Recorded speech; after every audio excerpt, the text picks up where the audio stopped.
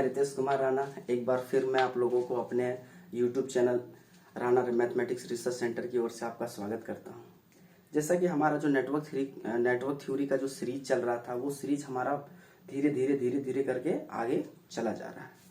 तो हम लोगों ने डिसाइड किया कि जिस भी बच्चे को अगर किसी क्वेश्चन में अपने प्रिपरेशन के दौरान अगर किसी को प्रॉब्लम होता है तो वो क्वेश्चन हमें डायरेक्टली भेजें। उसके रिगार्डिंग मैं यहाँ डायरेक्ट वीडियो बनाकर आपको उसका सॉल्यूशन प्रोवाइड करूँगा। जैसे कि हमारा नेटवर्क थ्योरी में अभी बेसिक चल रहा है और ये हमारा जो एक बच्चा है SIT गिरिडीह के 3rd ईयर के पिंटू कुमार, जिन्होंने ये क्वेश्चन को पूछा है। अभी वो SSC के प्रिपरेशन में लगा हुआ है। तो जब भी कभी कोई दिक्कत होता है, कभी कोई प्रॉब्लम होता है कोई क्वेश्चन का, तो वो सीधे हमको कांटेक्ट करके उसका सॉल्यूशन पाता है। तो अब से मैं ये करूंगा कि जिस भी बंदे को, चाहे वो जहां से रिलेटेड हो, इंडिया के अंदर कहीं से भी हो, यदि किसी क्वेश्चन में आपको प्रॉब्लम होता है तो बिल्कुल आप हमारे व्हाट्सएप नंबर पर भेज सकते हैं। मैं यहाँ पर वीडियो के द्वारा आपको बहुत ही बेहतरीन ढंग से समझा दिया करूंगा। तो जैसा कि ये तो हमारा ट्रांजिएंट रिस्पांस का क्वेश्चन है। बेसिकली हमारा जो वीडियो लेक्चर का जो सेशन है वो ट्रांजिएंट रिस्पांस तक अभी तक नहीं गया। यदि अभी तक अगर ट्रांजिएंट रिस्पांस तक वीडियो गया होता तो ये बच्चा ये क्वेश्चन बिल्कुल पूछता ही नहीं। ये क्वेश्चन सिर्फ आप इसको 10 सेकेंड या 20 सेकेंड के अंदर ही सॉल्व कर सकते थे।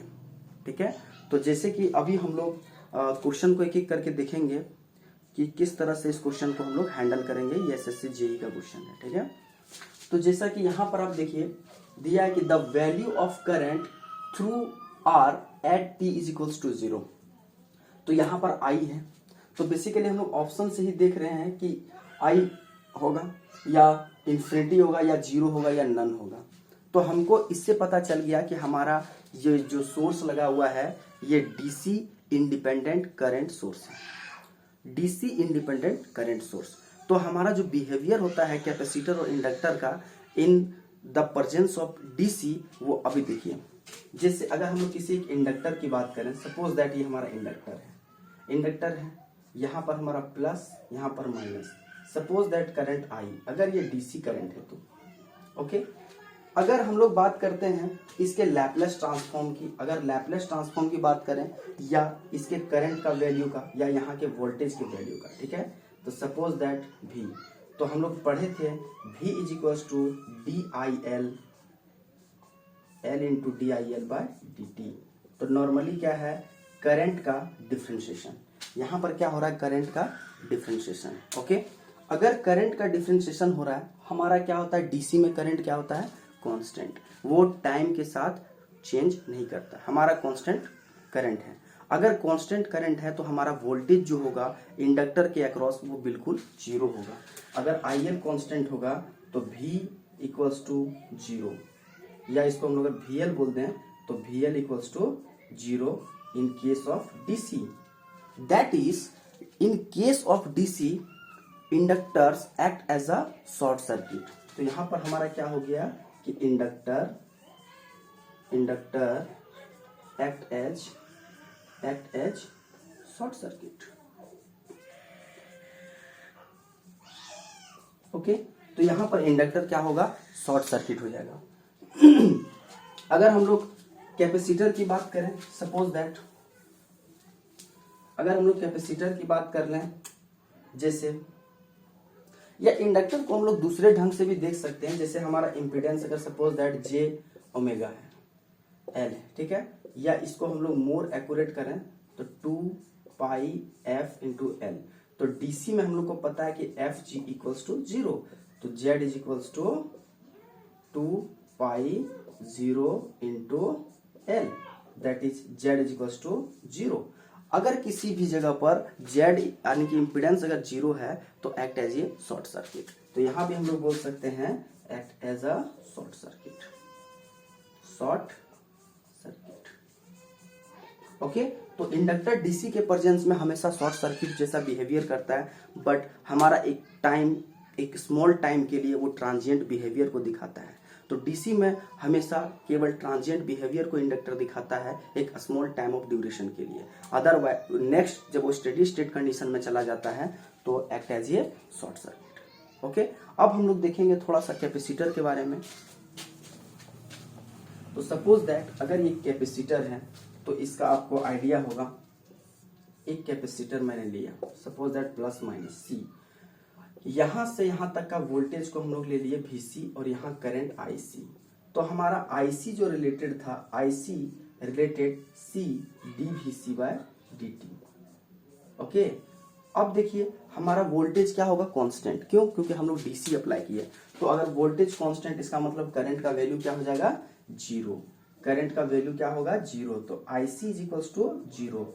अगर किसी भी एलिमेंट में अगर करंट फ्लो नहीं कर रहा है, अगर करंट जीरो है, इसका मतलब क्या है कि act as a open circuit. तो हम लोग क्या लिखेंगे कि capacitor act as open circuit in case of DC supply. ठीक है, हम लोग यहाँ पे डीसी सप्लाई का बात कर रहे हैं। यहाँ पर क्या हो रहा है कि ये ओपन सर्किट जैसा बिहेव करेगा। या दूसरे तरीके अगर हम लोग इम्पीडेंस के थ्रू देखें तो भी हमारा क्या होता है, हमारा जो इम्पीडेंस है उसका वैल्यू क्या होता है। तो Z इज इक्वल्स टू हम लोग को पता है J ओमेगा C। इसको हम लोग लिखेंगे J 2 पाई F इंटू सी। यहाँ पर DC के लिए F इक्वल्स टू 0, तो यहाँ पर हम लिखेंगे 1 by J 2 pi into 0 into C. तो ये हमारा आ गया इन्फानाइट। अगर किसी भी जगह पर इम्पीडेंस इन्फानाइट है तो हम लोग क्या कर सकते हैं कि एक्ट एज ये ओपन सर्किट। ओके, अब हम लोग इस क्वेश्चन की ओर चलते हैं। तो सपोज दैट कि हम स्टेडी स्टेट कंडीशन की बात करेंगे, स्टेडी स्टेट कंडक्शन की बात करेंगे तो क्या होगा, ये सर्किट, ये देखिए t इज इक्वल टू 0 बोला, इसका मतलब क्या हुआ कि t इज इक्वल टू 0 पर इसका बिहेवियर क्या होगा।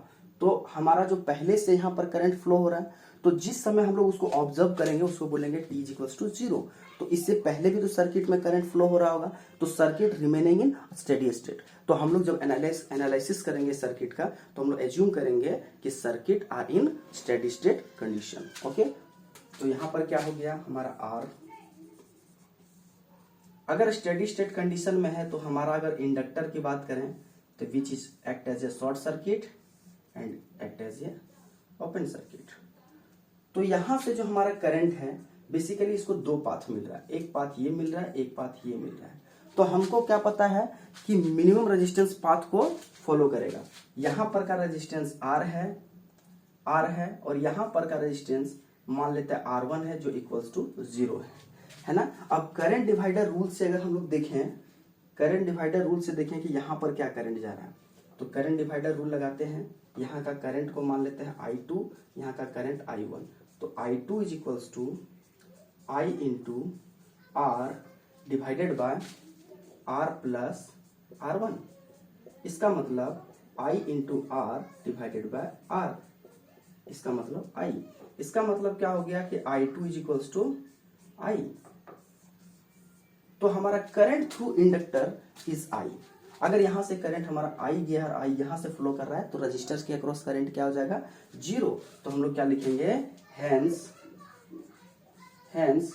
I is equals to current I1 plus I2। So I1 is equals to I minus I2। तो I minus I equals to 0। तो हमारा I1 equals to 0।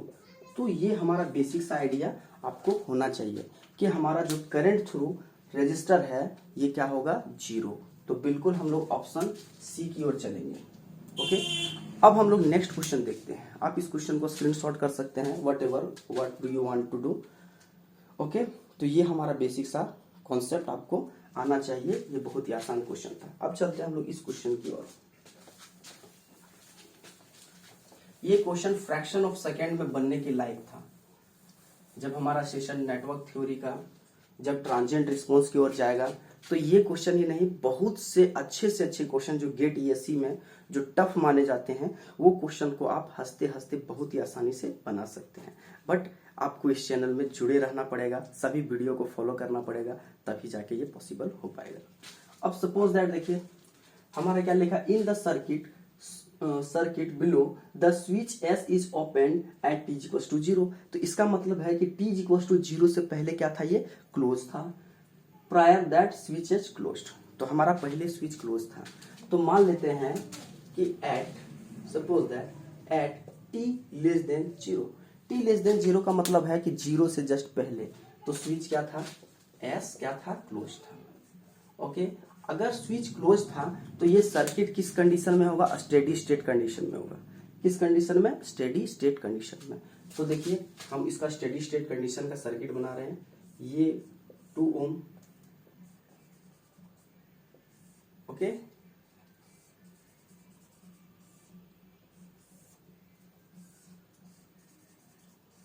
Steady state condition पर capacitor act as a open circuit in case of DC. हमारा यहाँ apply क्या है, DC, तो ये कैसा होगा, ओपन सर्किट होगा। तो यहाँ पर ओपन सर्किट होगा तो मान लेते हैं कि यहाँ का वोल्टेज वीसी है और यहाँ का रेजिस्टेंस 1 ओम है, ये रेजिस्टेंस 2 ओम है और ये रेजिस्टेंस 2 ओम है, यहाँ का वोल्टेज 4 वोल्ट है।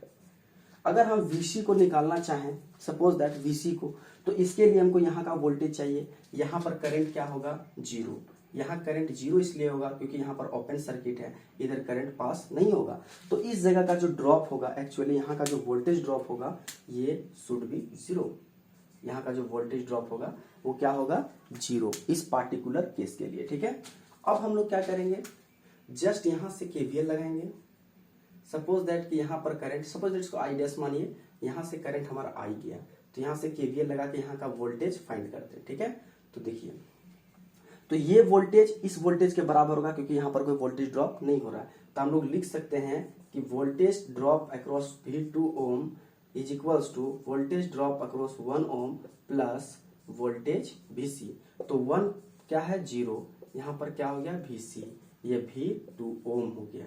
तो हमारा V2 ओम के across voltage is equals to क्या हो गया, Vc। तो अगर हम लोग यहाँ का वोल्टेज ड्रॉप निकाल लें तो हम लोग आराम से Vc को फाइंड कर सकते हैं। ठीक है, तो अब देखिए नेक्स्ट, यहां से हम लोग लिए ये माइनस, ये प्लस, अब हम लोग लेते हैं नाउ टेकिंग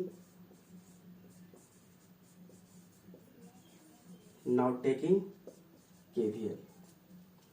अब यहां से हम लोग लेंगे -4 प्लस 2i प्लस, हम लोग फर्स्ट को ले रहे हैं minus plus plus plus 2i equals to 0। तो यहां से हमारा i इज इक्वल्स टू क्या आ गया, 1 एम्पियर। तो यहाँ हमारा i इज इक्वल्स टू क्या आ गया, 1 एम्पियर। तो यहाँ का वोल्टेज अगर बात करें V2 ohm is equals to 2 into i, इसका मतलब 2 इंटू 1, ये हो गया 2 वोल्ट। ओके, तो यही वोल्टेज हमारा हो जाएगा Vc इक्वल्स टू 2 वोल्ट। ठीक है, इसको हम लोग बोलेंगे Vc 0 माइनस, जस्ट 0 से पहले हमारा जो वोल्ट है वो 2 वोल्ट है। ठीक है, अब यहाँ पर क्या हुआ कि 2 वोल्ट का पावर, 2 वोल्ट का चार्ज वोल्टेज स्टोर हो गया। अब t इक्वल टू 0 पर जस्ट हम लोग देखते हैं उसके बाद सर्किट कैसा होगा। और एक चीज और कि कैपेसिटर जो है वो सडन चेंज ऑफ वोल्टेज का अपोज करता है। t इक्वल टू 0 पर जितना वोल्टेज होगा, t इक्वल टू 0 माइनस पर उतना ही वोल्टेज होगा और t इक्वल टू 0 प्लस पर भी सेम वोल्टेज होगा। इसका मतलब है ये तीनों केस में क्या है, वोल्टेज सेम होगा। मतलब एट t इक्वल टू 0 पर कंटिन्यूअस इन नेचर होता है वोल्टेज का इन केस ऑफ कैपेसिटर। ठीक है, तो ये कंटिन्यूटी फॉर्म को आप देख सकते हैं, माइनस पर, प्लस पर और 0 पर। तो ये क्या होगा, कंटिन्यूअस होगा, कहीं भी डिसकंटिन्यूअस का बात नहीं है, कहीं सडन चेंज होने का बात नहीं है। ओके, ये सडन चेंज को अपोज करता है। नेक्स्ट, अगर हम लोग स्टेडी स्टेट पर अगर इस सर्किट को बनाएं जहां पर पूछा है एट t इक्वल्स टू 0 पर, ठीक है, तो हम लोग अब बनाते हैं t इक्वल्स टू 0 पर, तो लिखेंगे at t equals to 0 plus.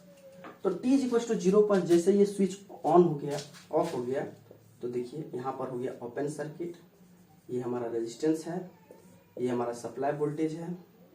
Okay, तो ये हो गया हमारा रेजिस्टेंस 2 ओम।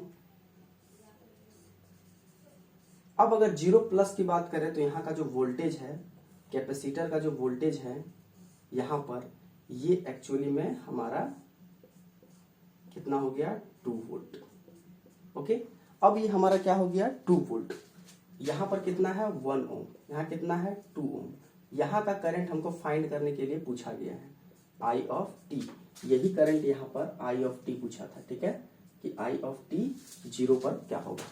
तो ये करंट हम लोग को निकालने के लिए हम लोग सिंपल सा केवीएल ले लेंगे। यहाँ से केवीएल हम लोग यहाँ से सिंपल सा लेंगे, आराम से ये करंट हमको आई ऑफ टी 0 प्लस पर निकल जाएगा। तो ये हमारा जो डायग्राम बना है ये 0 प्लस के लिए बना है ना, तो 0 प्लस के लिए बना है।